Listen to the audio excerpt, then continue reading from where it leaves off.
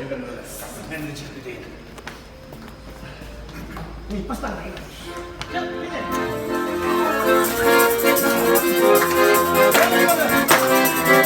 Hey, çıkın gel bana. Hey! Sarayram oldu bağlı. Gidin gele taşı güle camını. Neydi taşı kuvvetladın oyu. Koy başlandı ağlatanlar çağırdı. Hey! Bileydi caddedeki duruma. Bileydi nasıl bir gidiyor da. Bakılı boluna yaşlı oyunlar.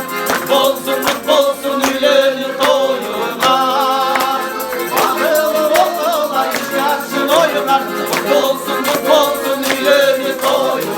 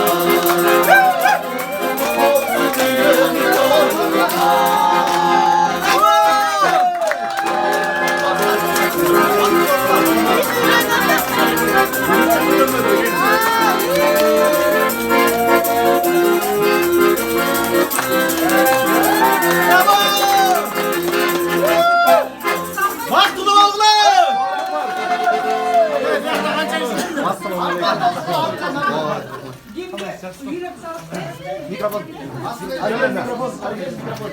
Mikrofon.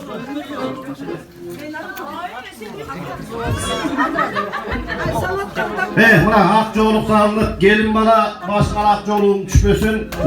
Narın güneşe gelin bir ak patatileyiniz. Gideme. Karmaşkanın bolunlar bekleyin bolsun.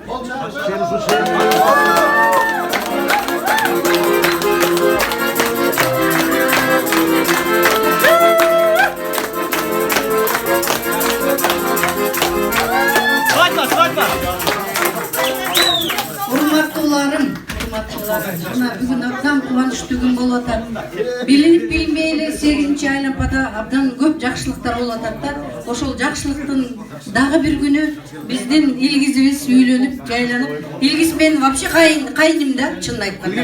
Бул келин мага абдан эгесе үчесе жүгүрүш керек. Рахмат.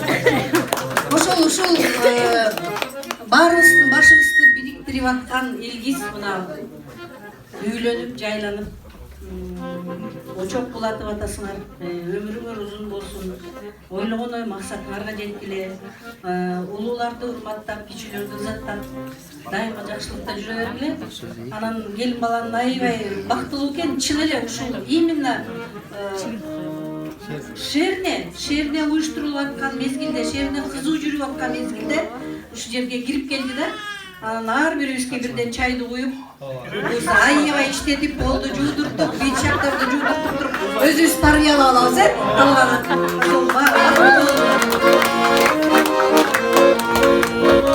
Нарыкрыжа, рахмат. Ак жолдо келин болобой, могу жерде жалпы ат башылыктардын келини болдуң. Бирөөнө жеңесиң, көбүнө келинсиң, илгиз мына ушул ат башын тымагынын өнөр посторунун шермесинин башталышына башында турган жигит. Сен баа эл арасында, журт арасында мыкты жигиттин жары болдуң. Эми Нарыкрыжа айткандай, Кудай буюрса чайдан куюп, идиштерди жууй турган нерселер көп эми.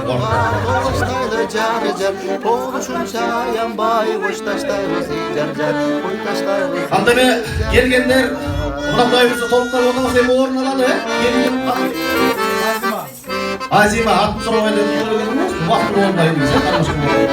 Азима эми биздин секторго куш келипсиң.